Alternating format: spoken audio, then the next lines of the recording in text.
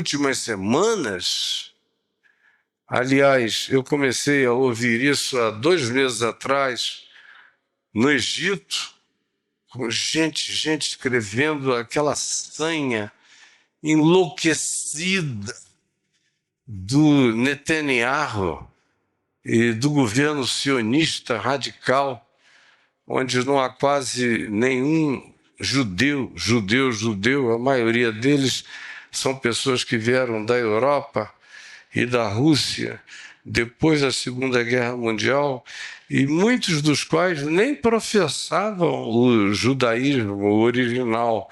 É muito mais um projeto político do Theodor Herzl, que fundou o sionismo.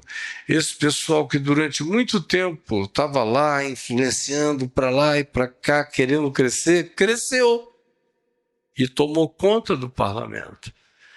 E botou coleira no pescoço do primeiro-ministro, que não precisa de coleira, ele próprio já é um fanático dessa ideia. E profundamente desumanizado no processo da interpretação do próximo que não seja uma pessoa da mesma ideologia deles. E eu vendo aquela coisa horrorosa que não para de acontecer, a gente já está andando para 2 anos dessa maldade, dessa perversidade, sendo transmitida ao vivo todo dia, meu coração angustiado. E durante aquele período da viagem que eu fiz com o grupo e gravando também o documentário que a gente gravou para editar lá durante a viagem pelo Egito e pelo Nilo e por tudo mais, pessoas me escrevendo, e havia um tom e um tema repetidos. Escuta, pastor, eu estou numa profunda crise de fé, porque aonde está Deus que não para o Netanyahu e deixa essas bombas caírem? Aí, na mesma hora, a conta vai para Deus. Todo mundo quer um Deus de operação de controle remoto, de brincadeira de game, de universo holográfico. Não, deixa eu puxar isso para cá, deixa para lá. Quando você propõe isso, teologicamente, todo mundo diz, não, isso é fatalismo. Mas na hora que tem essas calamidades acontecendo, todo mundo gostaria que Deus fosse um intervencionista fatalista, que metesse a mão e acabasse com qualquer arbítrio humano, desde que seja bem longe de você, dos seus negócios e da sua casa, dos seus interesses e dos seus caprichos, mas quase todo mundo é assim. Aí onde está Deus? Aí outros, escrevendo na mesma esteira, me diziam, sabe que eu perdi a fé na volta de Jesus? Porque não é possível, a gente já teve tanta guerra, tanta morte, tanto isso, tanto aquilo, eles vão listando lá. Eu perdi a fé, por que ele não vem? E eu passei esses últimos meses ensinando todo dia o que Jesus disse que aconteceria, especialmente nesses períodos de escatologização histórica, onde haveria um adensamento enorme de calamidades que sempre houve no mundo, mas que cresceriam num espiral profundamente amplo e global, que atingiria todos os que habitam na face da terra. E a gente botou o pé nesse chão agora. Tudo é global, tudo é para todos e cada vez será mais para todos em todo lugar e ninguém escapará. Não haverá ilhas da fantasia. Por enquanto, eu ainda estou grato a Deus que moro aqui nessa bolha chamada Brasil, e numa bolha ainda mais gostosa de usufruir, que se chama Brasília. E numa outra bolinha muito agradável, onde a gente mora ali no Lago Norte, mas é bolha. Não cai bomba, não cai isso, não tem loucuras e surtos manifestos, mas tem a vibração, a frequência angustiosa do planeta que vai pegando o coração de todo mundo.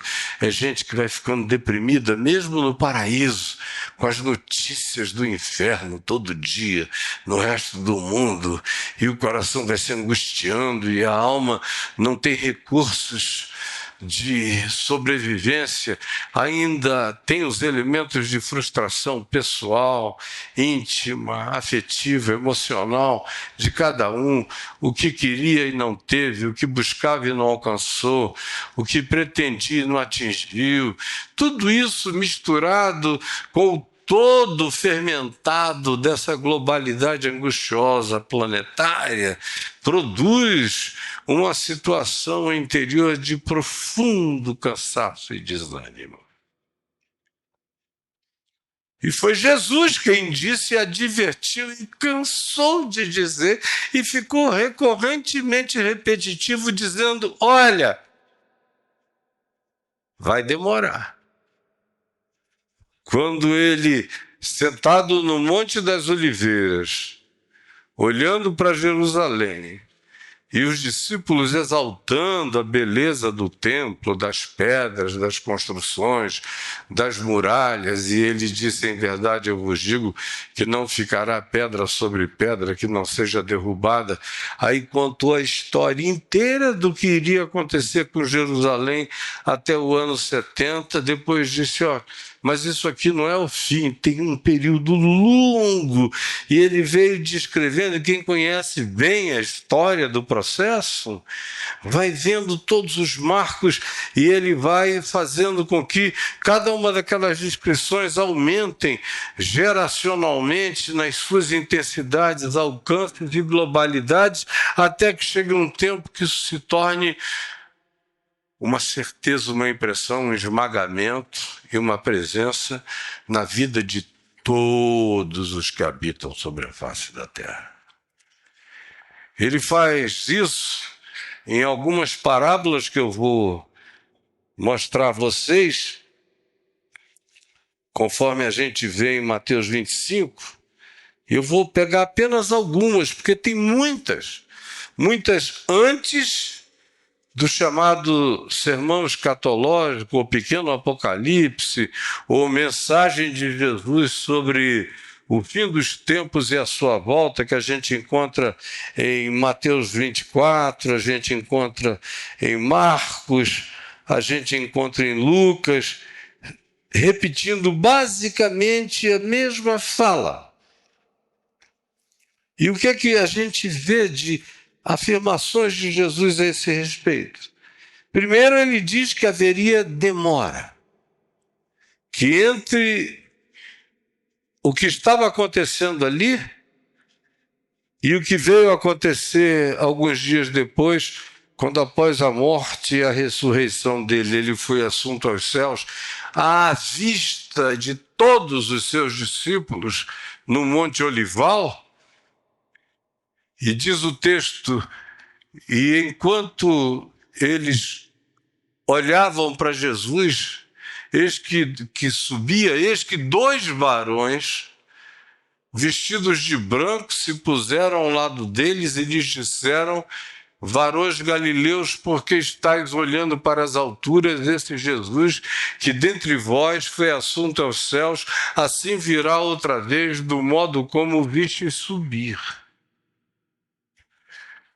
Ele, todavia, diz, contra a expectativa dos seus discípulos o tempo todo, porque todos esses discípulos e os apóstolos e os que andaram com ele e privaram da sua intimidade durante aqueles 3 anos e 6 meses, tinham o desejo humanamente natural de que, se ele vai, se vão matá-lo, e se ele ressuscitou como ressuscitou e se manifestou e foi assunto aos céus diante de inúmeras testemunhas, que ele voltasse logo.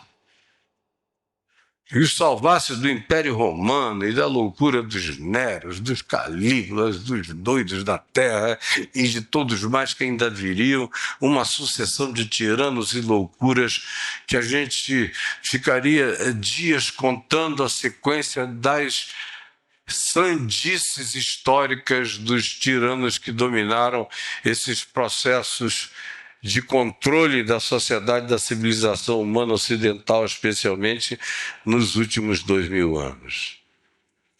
Mas Jesus não deixa ninguém na ilusão. Quando ele termina de falar desse acontecimento, ele conta a primeira parábola, que está em Mateus 24, a parábola da figueira, e ele diz, olha, ninguém sabe quando será. Por isso, vigiem. Se o pai de família soubesse a que hora viria o ladrão, vigiaria e não deixaria que fosse arrombada a sua casa. Por isso, vós ficai também apercebidos, vigilantes, de olhos abertos, porque a hora em que não cuidais, o Filho do Homem virá. Aí vem uma segunda parábola, que é a parábola dos servos que recebem, depois desse ausentamento dele, a tarefa de cuidarem dos seus irmãos, como Jesus disse a Pedro, se tu me amas, mesmo com esse amor fraterno que não tem essa dimensão do amor agapau, sublime, divino, já está bom. Pega esse amor fraterno e cuida das minhas ovelhinhas com todo o teu coração. Dá a elas sustento, trata delas, acolhe-as. E em verdade eu vos digo que se vocês viverem e tratarem os outros assim durante o hiato, durante esse interregno, vocês vão ser colocados sobre toda sorte de tesouros e de dons, e tesouros não são ouro, prata, pedra preciosa, nenhuma dessas, desculpe a expressão, porcarias da materialidade. A gente está falando de sublimidades indizíveis, que só podem habitar o coração e que se projetam para a vida eterna, onde não haverá mais nenhum limite para essa glória que me transformará num Cristo de Deus eternamente. Essa é a minha vocação. Aí ele diz, por causa dessa demora, alguns outros servos não saberão lidar com o interregno, com a espera, com a luta, com a fome, com a peste, com as epidemias, com os efeitos sísmicos globais, com a loucura dos tiranos, com as guerras mundiais, com as ameaças constantes, com o pânico, com a alteração da natureza, com o aumento do volume do mar e das ondas, com o ronco das águas, com a eclosão multiplicada e crescente de vulcões, com mortes e pânicos variados, com bolsões enormes de morte humana espalhados em lugares do planeta para todo lado, e todos tomando conhecimento dessa situação. Não tem alma que tenha sido preparada para esse catastrofismo universal, global, apocalíptico, e para as informações instantâneas dele o tempo todo na nossa mente, na nossa alma. Não tem coração que não entre em estado de fibrilação agônica. E Jesus disse, olha, esse interregno entre eu ir aos céus e a minha volta vai produzir uma das maiores tentações para todos vocês. Aí ele diz que surgirão servos que se tornarão maus e que dirão consigo mesmo, pelo amor de Deus, já passou uma geração, 2 gerações, 3 gerações, 4 gerações, quantas gerações? Ele não voltou. Demora. Meu Senhor demora. dirão eles com eles próprios. Iniciam um diálogo autojustificativo, para que eles agora digam, já que ele não vem buscar o que é dele, então largou o que é dele, tempo demais com a gente, é uso capião. Quem é dono desse reino de Deus somos nós. A gente fala em nome dele, o dinheiro que a gente arranca em nome dele vem para o nosso bolso, tudo que a gente faz usando o nome dele, construindo em nome dele, passa a ser nosso, e todos aqueles que confessam o nome dele passam a ser nossa propriedade, escravos psíquicos da nossa dominação. E passam a espancar seus companheiros, e a comer e beber com ébrios, e a viver um estilo de vida absolutamente tresblocado, enlouquecido, como a gente vê para todo lado à nossa volta, em todo o ocidente planetário, praticando, cumprindo isto que Jesus disse que seria, como seria deslavado e descaradamente no mundo inteiro. E neste país aqui é uma situação horrorosa. Aí vem a parábola das virgens. Esses, por causa da demora, ficaram maus, donos do que não era deles e abusadores do próximo. Aí vem a parábola das virgens. Essas não se manifestam malignas, elas apenas perdem a esperança e dormem. Dormem. Perdem o elan, a paixão, a chama, o fogo, a expectação sublime, a transcendência animadora que potencializa e capacita a gente para atravessar as fornalhas de fogo ardente, as tribulações, as contradições, as loucuras, a insanidade, tanto individual, quanto imediatamente social, quanto global.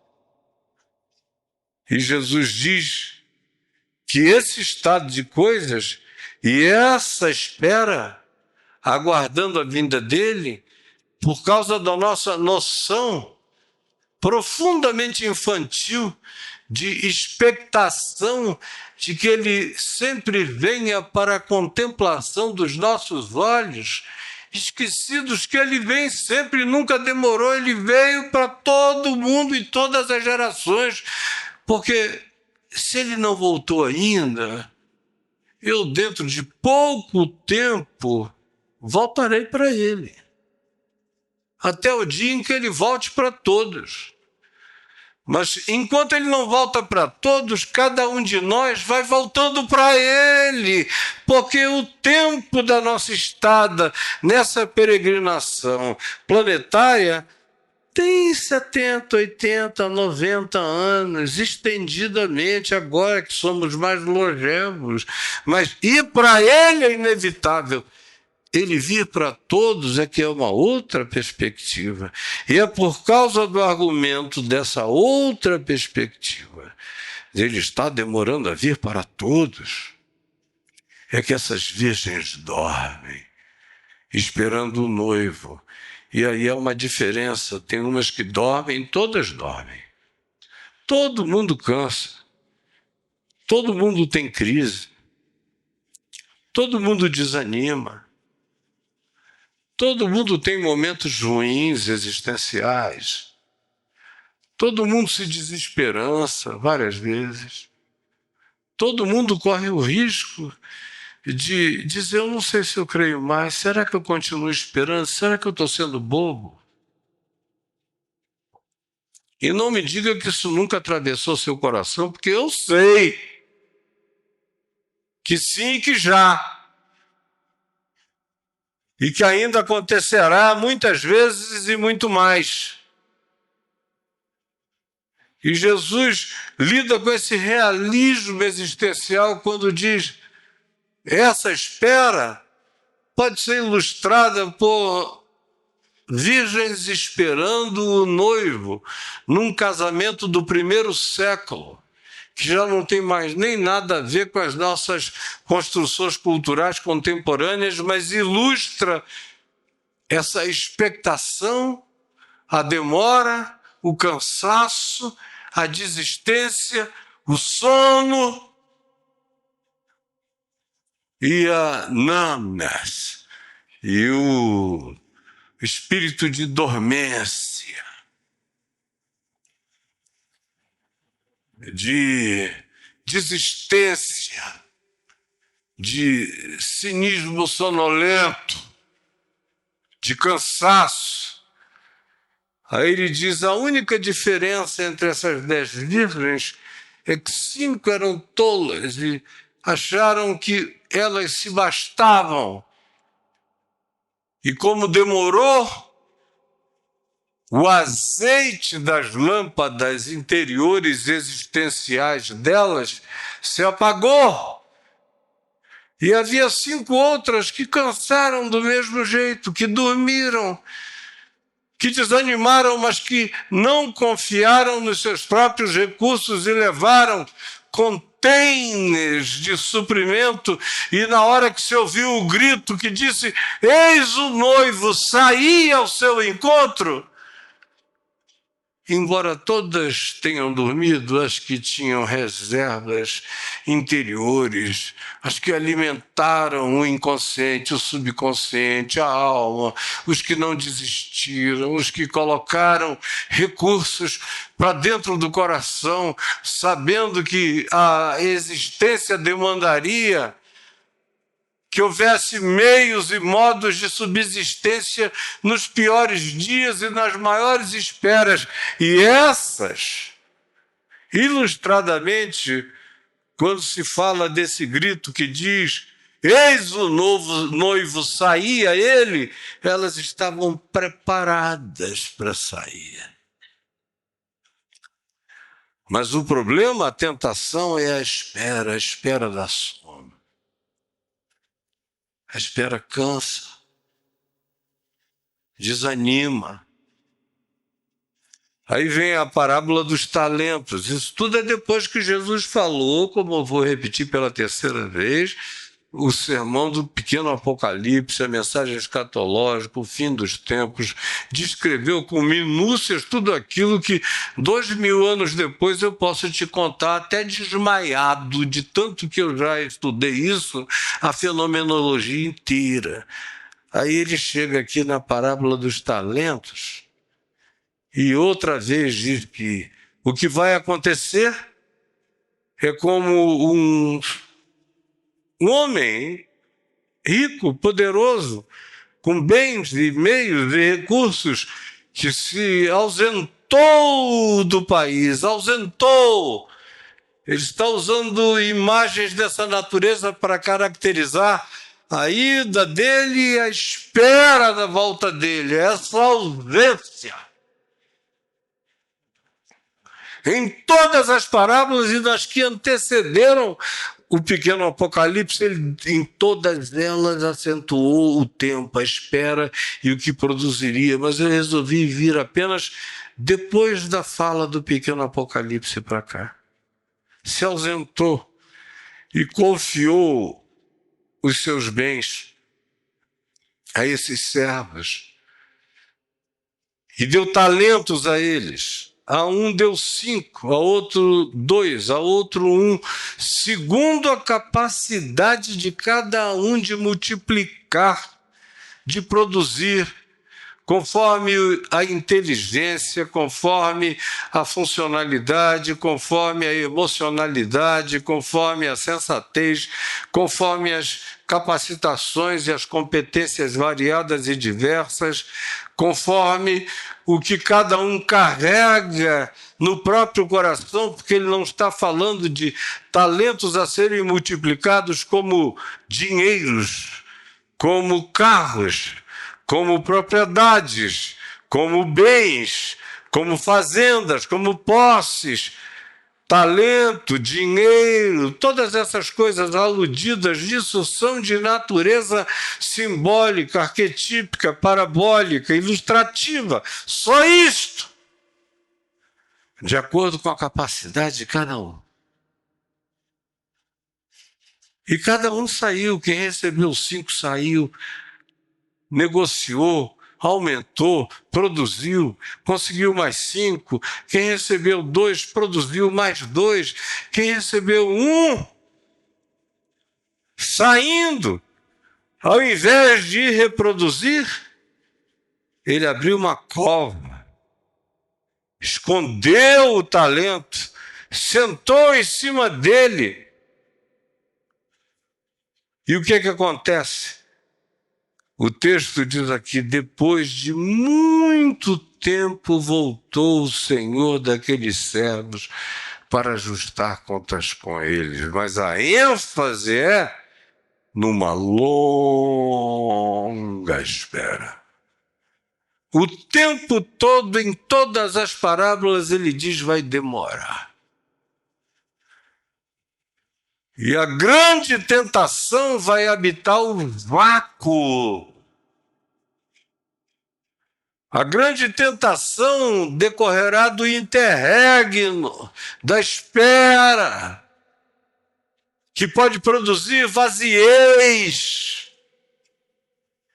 que pode produzir cinismo, cansado e supostamente auto-justificado, porque seria uma espera inadmissivelmente longa para os padrões deles. Mas em todas essas parábolas, depois de muito tempo, ele volta.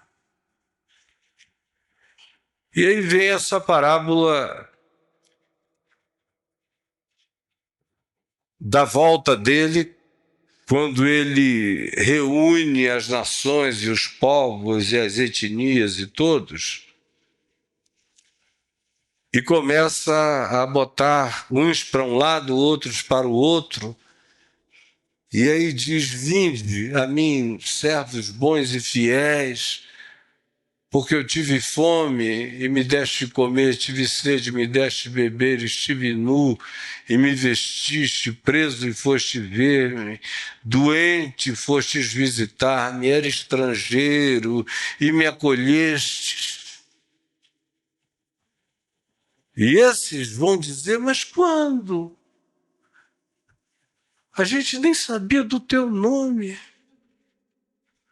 A gente nunca ficou informado de ti. A gente só fez isso porque eram outros seres humanos, passando necessidade, o nosso coração não aguentou, foi lá e fez. Mas a gente não fez por causa de nenhum Cristo, de nenhuma religião, de nenhum cristianismo, de nenhuma informação, de nenhuma catequese, de evangelho, de nada. Foi a dor do próximo que nos catequizou e nos demandou ações pertinentes que a gente não pôde evitar.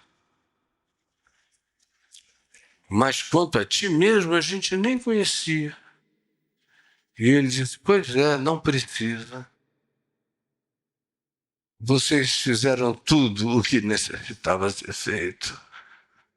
Porque vocês, não sabendo de mim, todavia me viram no faminto, no sedento, no doente, no injustamente preso, no imigrante descartado, no ser humano abandonado, nos marginalizados, nos desprezados.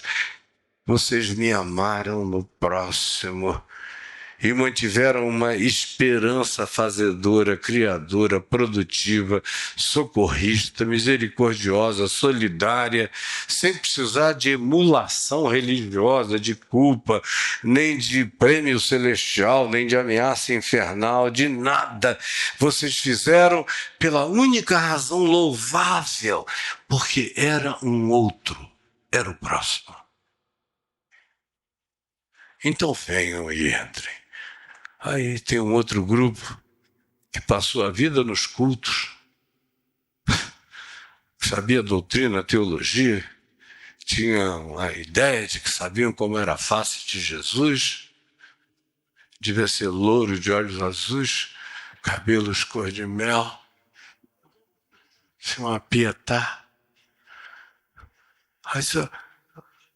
E Jesus diz para esse grupo, afastai-vos de mim, vós os que praticais a iniquidade, porque eu tive fome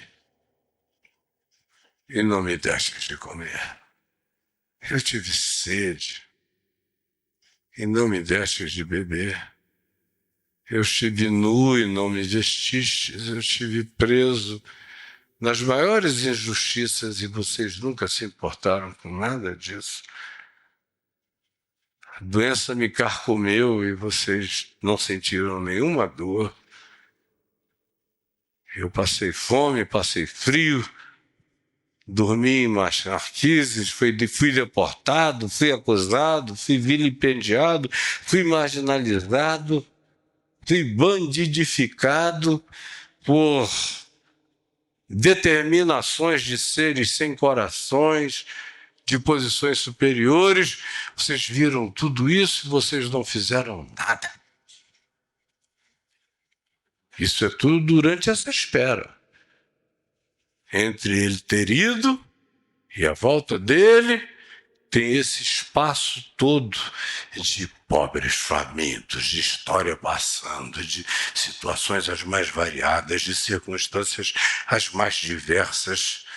Uns que não sabiam de nada fazendo tudo que deveria ser feito e outros que sabiam de tudo fazendo nada acerca do que sabiam no tempo desse intervalo.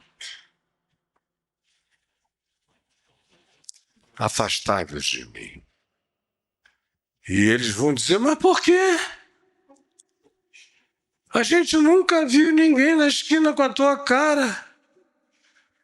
Era só um monte de desdentado, fedido, lento, purulentos. Eram só pessoas estranhas, eram muçulmanas de Gaza. Não eram do nosso grupo religioso. Olhamos para eles e eles não tinham cacuetes que a gente supôs e projetou serem teus. Não, e não te vimos em ninguém mais na humanidade. E Jesus disse, é justamente por isso que eu vos digo, apartai-vos de mim, vós que praticais a iniquidade mais nojenta de todas, que é dessa indiferença autojustificada, alienada de qualquer que seja a necessidade humana. E aí é mais uma tentação horrorosa que acontece em razão da espera. Tem uns que ficam maus, e olha aí para todo lado. É pastor mau, padre mau, sacerdotes maus, em nome de Jesus, perversos, ficando ricos, bilionários. Esse garotinho aí que decidiram chamar de profeta Miguel, um Miguel, mesmo assim, coitado da criança. Mas ele já perdeu a inocência, ele virou bandidinho mesmo. E aí, eu tenho uma casa, pastor, de 35 milhões, um Rolls Royce, não sei quantos milhões, é tudo assim. É tudo gente praticando a iniquidade, porque acham que Deus não vê, como diz os Salmos.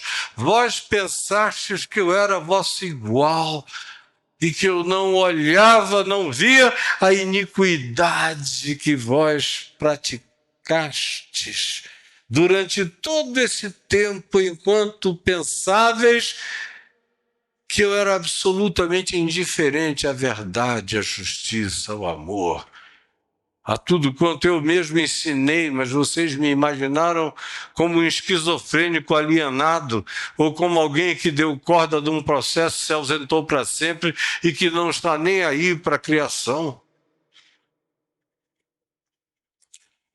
Em síntese, esse ato, que para nós hoje aqui tem 2000 anos, já fez milhões de pessoas chegarem e dizerem, não é para mim, eu vou desistir, eu cansei. Se um dia ele voltar, que ele me ache por aí, porque eu não sei nem onde eu vou estar.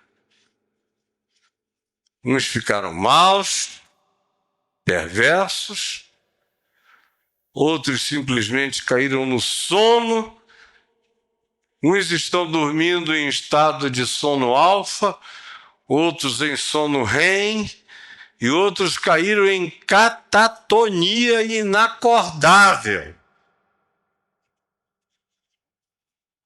Que você pode gritar, olha o noivo aí, não ouvem nada, mas...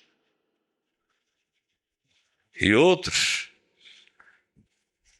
sentaram em cima da graça, em cima do dom, em cima do talento, e não compartilharam com absolutamente nada, nem ninguém, não melhoraram o mundo, não melhoraram suas vidas, não fizeram crescer a graça de Deus nas suas existências em favor do próximo, do todo, da vida, porque eu estou aqui para ser um dos grandes contribuintes de Deus à continuidade da vida e em favor de todas as melhorias possíveis que a gente possa realizar a partir da comunicação da verdade em amor para a mente e para o coração, aonde pessoas podem ser transformadas na sua visão, na sua cosmovisão, na sua introjeção de percepção, mudar de vida e fazer toda a diferença. Esse é o meu chamado, mas eu posso, do mesmo modo e da mesma forma que a gente já viu aqui, entrar num estado desses de tentação, que eu cava uma cova e entra e se esconde, e se avestruza, ou que diz, eu não tenho nada a ver com isso, ou que diz, não, demorou demais, eu vou dormir, chega. Ou então, ele não está nem interessado naquilo que é dele, então é meu, eu vou manipular, eu vou usar, eu vou fazer. E aí se tornam os grandes manifestantes de maldade humana praticada em nome de Cristo na sociedade e na civilização, conforme a gente enxerga. Aí você diz, bom, mas para quem já esperou 2000 anos, a gente pode até entender, não é, pastor? Ou não é, Caio? Ou não é, Zé Mané? Como você preferir me chamar. Não, não. Olha o que Pedro diz, mais ou menos 40 anos depois de Jesus ter ido à vista de todos eles, 40 anos depois, na segunda epístola que ele escreveu, no capítulo 3, ele diz que havia pessoas já à volta dele, para todo lado, em todos os lugares, inclusive cristãos, pressionando aos que tinham sido testemunhas oculares da morte, da ressurreição e da ascensão de Jesus, e os portadores testemunhais da promessa da sua vinda, da sua volta. Ele diz, esses estão andando como escarnecedores, tendo em conta, antes de tudo, a gente deve ter, saber e aprender que nos últimos dias, tanto mais quanto a gente se aproxime desses tempos gravosos da humanidade, virão escarnecedores, com os seus escárnios, andando segundo as suas próprias paixões e conduzidos só por hedonismos pulsantes. Perguntando e dizendo, onde está a sua vinda? Ele não disse que ia voltar, a gente está aqui esperando, cadê? Vocês estão com a internet aberta. Para mim, pelo menos, chegam dezenas e centenas de escárnios. Não são destinados a mim, são produções de um monte de crentes, pseudo-crentes, cristãos que nunca tiveram fé, nunca tiveram raiz, nunca tiveram compromisso, nunca levaram uma patada do amor de Deus que rasgou o coração e os feriu para a vida em amor. Que tiveram vínculos epidérmicos com a fé, superficiais, e que são justamente os que vão produzindo e elaborando essas dúvidas o tempo todo, e eu vou encontrando cada vez mais pessoas. Cada post que eu faço da natureza disso que eu estou dizendo aqui, tem uma quantidade enorme que diz: cá, eu já criei muito que ele iria voltar, mas agora eu acho que ele não volta mais não, que a gente tem que reinterpretar essa mensagem toda, dizendo onde está a promessa da sua vinda, porque desde que os nossos pais morreram, dormiram, todas as coisas permaneceram do mesmo modo na criação e na civilização humana. Aí Pedro prossegue dizendo: porque deliberadamente esquecem que de longo tempo houve céus, bem como terra, a qual surgiu da água, e através da água pela palavra de Deus, pelas quais veio aparecer o mundo daquele tempo, que foi afogado com todas as civilizações que tinham sido criadas. E olha, não foi coisinha de 2, 3 mil anos, foram milhares de anos. Eu tenho visitado essas civilizações pré-diluvianas fantásticas, extraordinárias.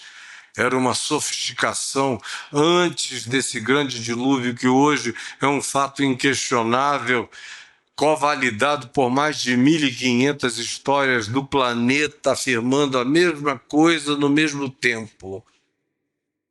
E Pedro diz: vocês estão esquecendo de que houve um tempo e houve uma civilização que viveu mais longo do que a gente já viveu até agora, que teve todas as oportunidades, que brincou, que criou, que praticou tecnomagias, que se envolveu com todo tipo de loucuras e acabaram chamando para si uma hecatombe que destruiu aquele processo civilizatório global e mundial que estava espalhado por toda a face da Terra.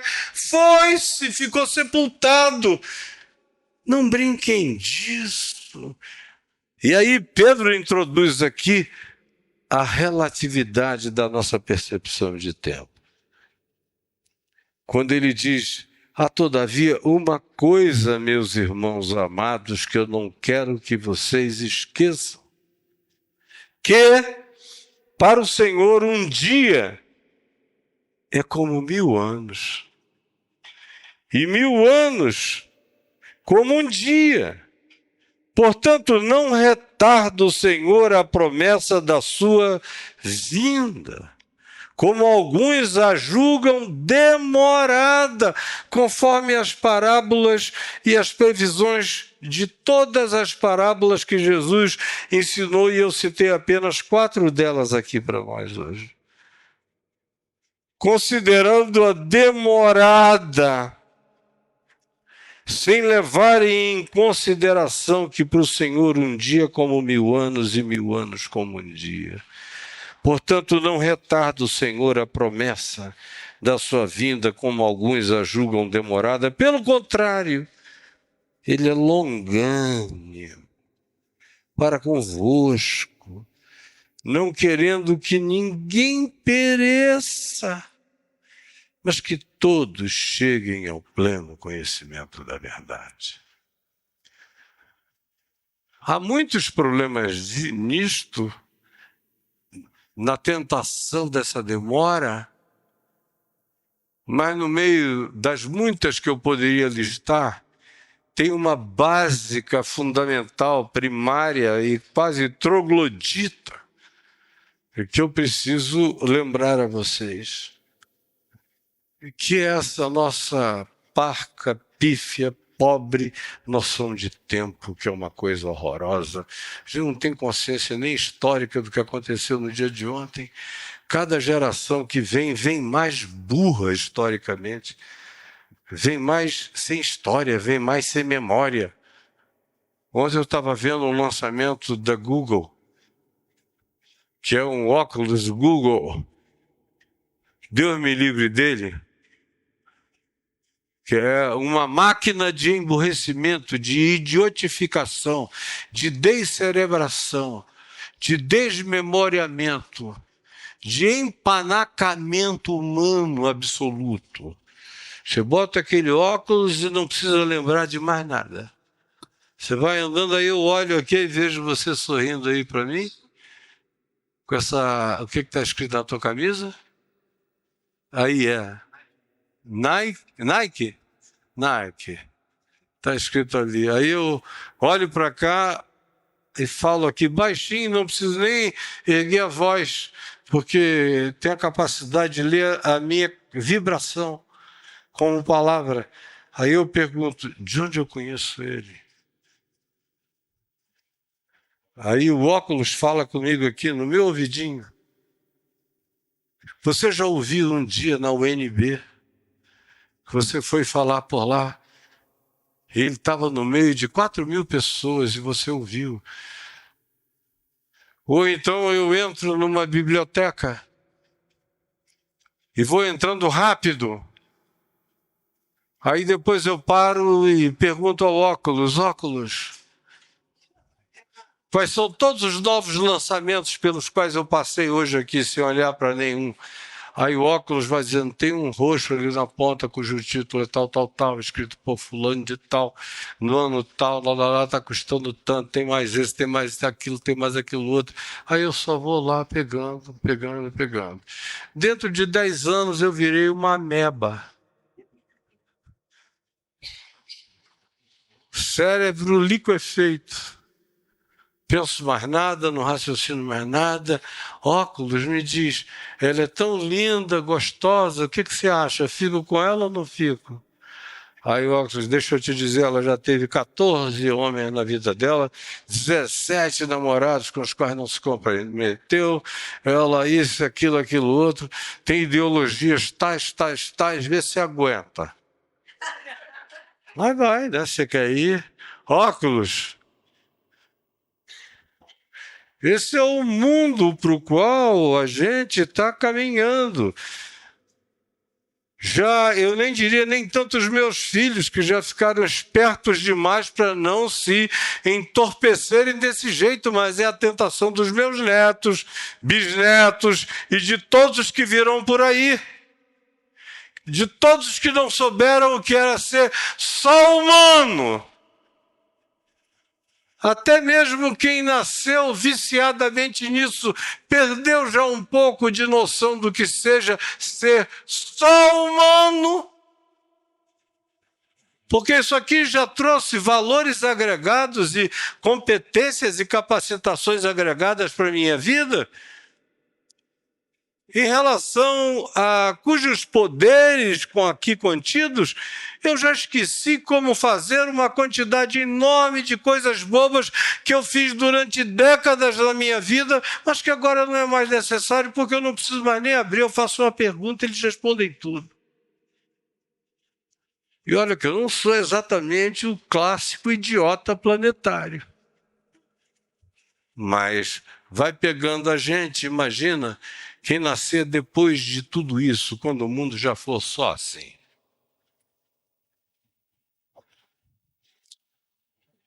E aí é o interregno. E o que você vai fazer no tempo dessa espera? Porque ele disse, eu vou voltar, mas quanto àquele dia, tempo, mês, hora, ninguém sabe. É por isso que a demora é uma tentação, e é porque a gente não tem noção de espaço-tempo. para um cara que foi doutrinado numa igreja, seja ela qual seja, que te ensinou que Deus criou o mundo há 7.000 anos atrás. Já pensou?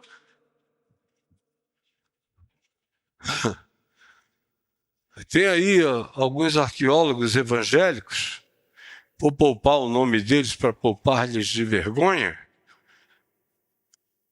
que ensinam isso. E eu digo, como é que você pode ser arqueólogo, meu filho?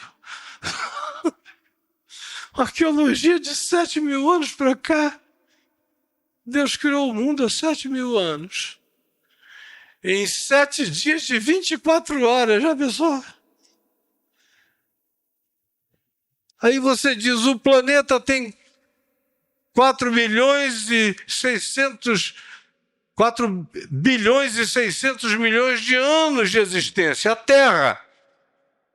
Aí eles dizem, não é porque Deus criou há 7.000 anos atrás com aparência antiga. O universo é a mesma coisa, você diz, tem quase 14 bilhões de anos. Não, é só impressão, ele criou com essa cara antiga. Com tudo para enganar vocês da interpretação científica. É um Deus que vai armando arapucas para a gente ter certeza de coisas que ele estava criando e construindo apenas como miragem para nos enganar. É esse tipo de gente para quem o mundo tem 7.000 anos, criado em 7 dias de 24 horas. Eles pegam a genealogia da Bíblia, fazem continhas para trás, aí dizem, com certeza o dilúvio de Noé foi há 4.250 anos atrás. E antes do dilúvio, deixa eu fazer umas continhas aqui, que Abraão, que gerou, que soma com isso, diminui com isso, vem aqui, se fulano ainda estava vivo, enquanto esse outro que viveu quase 1.000 anos também estava, tem um monte de superposições, de degradês de gente que viveu contemporânea e simultaneamente umas às outras, então deve dar uns 2.500 anos de existência antes de Noé. Vocês vejam o reducionismo. Então o mundo tem 7.000 anos, veio o dilúvio, 2.500, 3.000 anos depois, aí de lá desce Noé da arca com 3 filhos, só aqui no Monte Ararat, enquanto 1.500 culturas no planeta inteiro contam a mesma história, cada um com os seus Noés, com os seus próprios nomes, salvos pela mesma graça. Mas a gente semitiza o nosso olhar, aí vai, Sem, Cão e Jafé. São os filhos de Noé. Sem é o legal, Cão é o canalha, e o Jafé, eles não querem nem ter trabalho, é o que decorreu desse filho de Noé, são todos os demais povos. Aí eles vão no máximo até a Europa, passam pela Turquia e o mundo com essa variedade étnica extraordinária, todo esquecido. Essa é a cabecinha. Esse é o pessoal que diz está demorando. Para mim não está demorando nada. Eu vou visitar lugares e culturas que foram construídas com arquiteturas levantadas numa sofisticação brutal, mais do que você encontra no Egito, pré-diluvianas, depois da última era do gelo, há 15.000 anos atrás, coisas impensavelmente grandiosas. Para mim, foi outro dia, 15.000 anos atrás. A minha noção de tempo, Jesus não está demorando é nada. O que são 2.000 anos? Se a gente está lidando com 14 bi de existência cósmica nesse pequeno espaço-tempo, nessa linearidade desse cosmos atual, que a Terra tem 4,5 bi de anos, aí você vem discutir 2.000 anos de espera.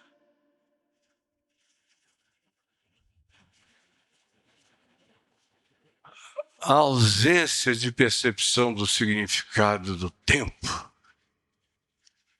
e das múltiplas coisas que o envolveram, que nos trouxeram até aqui, é um dos elementos amortecedores da nossa mente para fazer com que a gente tenha uma relativização tão mediocrizante do significado do espaçamento temporal que a gente acha que ele foi assunto aos céus há 2000 anos atrás e que está demorando horrorosamente e que eu não tenho mais paciência para esperar. Eu vou dormir. Eu vou ficar rico, ficar mal. Eu vou usar o nome dele, já que o povo é dele, ele não vem buscar, então agora é todo mundo meu. E como eu não tenho também muita confiança nele, sei lá, ele é um cara que parece mais o Donald Trump, imprevisível. Pode jogar um tarifaço na minha cabeça, eu vou sentar em cima do talento que ele me deu. Mas quando ele chegar, eu tiro aqui da bunda e digo, é teu, pega, leva. Mas eu não vou correr esse risco, não. E aí fica todo mundo assim, como a gente é. Assim. Graças a Deus, os maus perversos não aguentam vir para cá. Agora, os que dormem, os que ficam em sono alfa, os que ficam em sono REM, os que ficam catatônicos, os que simplesmente cansam e desistem e cruzam os braços e se omitem e dizem, não, já passou muito tempo, deve ter mudado alguma coisa, eu apenas fiquei acostumado, continuarei a participar, mas sem engajamento e sem vínculo e sem compromisso, sem esperança e sem transcendência. Aí é isso que faz a gente ir morrendo sem saber. Esse intervalo, gente, é um diabo para a nossa consciência de espera no processo histórico. Eu acho que o que eu disse, à luz do que Jesus exortou os seus discípulos, já é mais do que o bastante para ter sido dito numa noite de domingo. Fiquem em pé, por favor.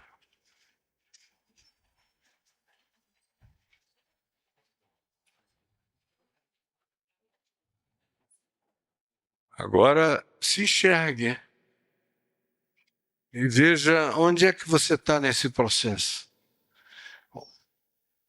A sua existencialidade está em que nível nesse processo? Ou pode ser que você tenha vindo aqui sem nunca ter tido nenhuma dessas reflexões, expectações, esperanças ou transcendências de sublimidade. E para você isso seja completamente novo.